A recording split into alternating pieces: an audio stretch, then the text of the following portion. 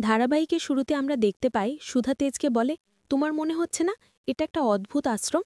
গ্রামের মধ্যে এমন আশ্রম আমি আগে কখনো দেখিনি। তবে এই আশ্রমের ভিতরে আমি যেভাবেই হোক ঢুকবই। তখন তেজ বলে, এমনিতে রেশমিকে খুঁজে পাওয়া যাচ্ছে না, তার মধ্যে তুমি এসব বলে এখানে সময় নষ্ট করো না। পরক্ষণে আশুতোষবাবু এসে বলে, পুলিশ অফিসার বিশ্বাস বললেন ২ বছর ধরে হৃদয়েশ্বরবাবু এখানে ছিলেন না, কিন্তু আজকে এসেছেন। আশুতোষবাবুর কথা শুনে সুধা বলে, জগদীশ্বর বাবা যেহেতু এখানে এসেছেন আর এতদূর এসেও আমি দেখা করব না, সেটা কখনো হয়? আমি যেভাবেই হোক আশ্রমে ঢুকবই, তারপর রেশমি রণজয়কে খুঁজে বের করব। তেজ কিছু বলার আগেই সুধা ওখান থেকে চলে যায়। অন্যদিকে আমরা আশ্রমের মধ্যে দেখতে পাই, আশ্রমের মধ্যে জগদীশ্বর বাবাকে ঘিরে সবাই বসে আছে এবং জগদীশ্বর বাবা ধ্যানে বসে আছে। সেখানে এক এক করে সবাই সবার সমস্যার কথা বলে। একটা লোক জগদীশ্বর বাবাকে বলে, অনেক দিন থেকে আমার বাতের ব্যথাটা আবার বেড়েছে, আমি ঠিকমতো হাঁটতে পারছি না, বসে উঠতেও পারছি না। তখন হৃদয়েশ্বর বাবা কি এক মন্ত্র করে পায়ে হাত দিতে বাতের ব্যথা সেরে যায়। অন্যদিকে এক মহিলা বলে, আজকে আমি বাবার কাছে কোনো সমস্যা নিয়ে আসেনি, বাবার আশীর্বাদে আমার বৌমার ছেলে হয়েছে, তাই আবার গাছের ফল বাবাকে দিতে এসেছি। অপরদিকে আরেক মহিলাও বলে, আমিও বাবার কাছে আজকে কোনো সমস্যা নিয়ে আসেনি, বাবার আশীর্বাদে আমার ছেলেটা মৃত্যুর মুখ থেকে ফিরে এসেছে, ২ মাস হসপিটাল থেকে আজকে বাড়িতে এনেছি, তাই বাবার থেকে আশীর্বাদ নিতে এসেছি। সবার এমন কথাবার্তা দেখে রণজয় রেশমিকে বলে, যখন আমাদের বিয়ের সময় এমন সমস্যা হয়েছিল, আমি তখনই মন স্থির করে নিয়েছিলাম এই আশ্রমে তোমাকে নিয়ে আসব। পরবর্তীতে রেশমি বলে, আমি বাবার পায়ে হাত দিয়ে প্রণাম করতে চাই, তুমি একটু ব্যবস্থা করে দেখো। এদিকে মল্লিকা ওরফে ইমন আশ্রমে থাকা লোকদের বলে, হৃদয়েশ্বর বাবা অনেক দূর থেকে জার্নি করে এখানে এসেছেন, তাই আপনারা একটু বিশ্রামের ব্যবস্থা করুন। তখন রণজয় গিয়ে বলে, মল্লিকা মা, আমি আমার নতুন বউকে নিয়ে এখানে এসেছি আপনাদের আশীর্বাদ নিতে। অপরদিকে আমরা দেখতে পাই আশ্রমের গেটে সিকিউরিটি গার্ড দাঁড়িয়ে আছে। তখন সুধা আশ্রমের ভিতরে ঢুকতে সিকিউরিটি গার্ড বলে, আপনি কে, আশ্রমের ভিতরে ঢুকে যাচ্ছেন? আগে তো এই গ্রামে আপনাকে কখনো দেখিনি। তখন সুধা বলে, আমি অনেক দূর থেকে এখানে এসেছি, প্লিজ আমাকে একবার ভিতরে যেতে দিন, আমি বাবার আশ্রমে কিছুদিন থাকতে চাই, তাছাড়া সদস্যও হতে চাই।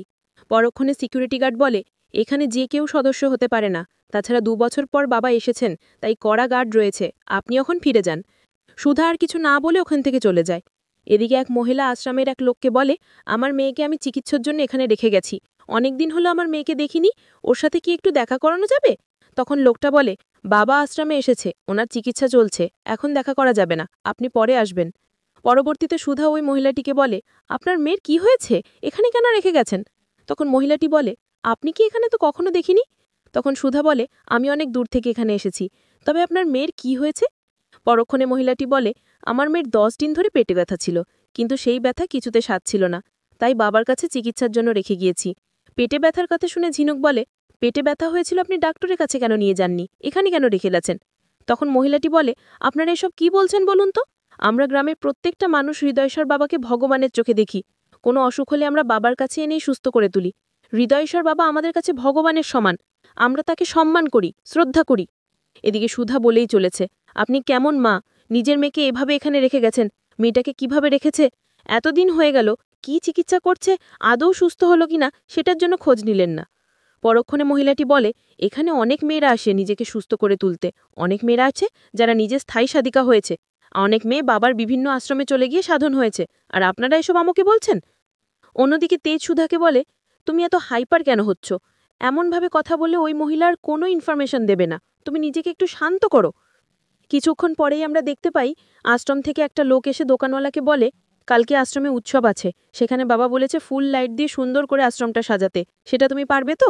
পরবর্তীতে আশ্রমের লোকটা সুধা ঝিনুক তেজকে দেখে মনে মনে বলে, আগে তো কখনো এনাদের এখানে দেখিনি, এখনই আমাকে আশ্রমে কথাটা বলতে হবে। এটা বলে লোকটা আশ্রমের ভিতরে চলে যায়।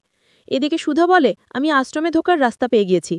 পরবর্তীতে সুধা ওই দোকানওয়ালাকে বলে, দাদা, আমি সুন্দর করে আশ্রমটা সাজিয়ে দেব, আমি আগে অনেক অনুষ্ঠানে এমন সাজিয়েছি, আমি এই আশ্রমটাকেও সুন্দর করে সাজাতে পারবো। পরের সিনে সুধাতে ঝিনুক সমুদ্রকে আশ্রম সাজানোর সমস্ত সরঞ্জাম আনতে বলে। পরবর্তীতে আমরা দেখতে পাই সুন্দর করে সুধাতে ঝিনুক সমুদ্র আশ্রম সাজানোর জন্য প্রস্তুতি নিতে থাকে। এদিকে আশ্রমের এক লোক এসব দেখে মনে মনে বলে, ইনারা কেন এত আশ্রম সাজানোর জন্য তোড়জোড় করছে, কখনো তো ইনাদের এই গ্রামে দেখিনি।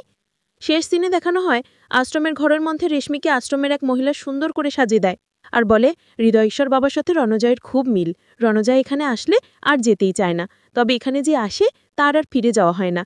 তখন রেশমি বলে, রণজয় আমাকে অনেকবারই আশ্রমের কথা বলেছিল, এমনকি আজকে নিয়ে এসেছে, এটা আমার অনেক ভালো লাগছে।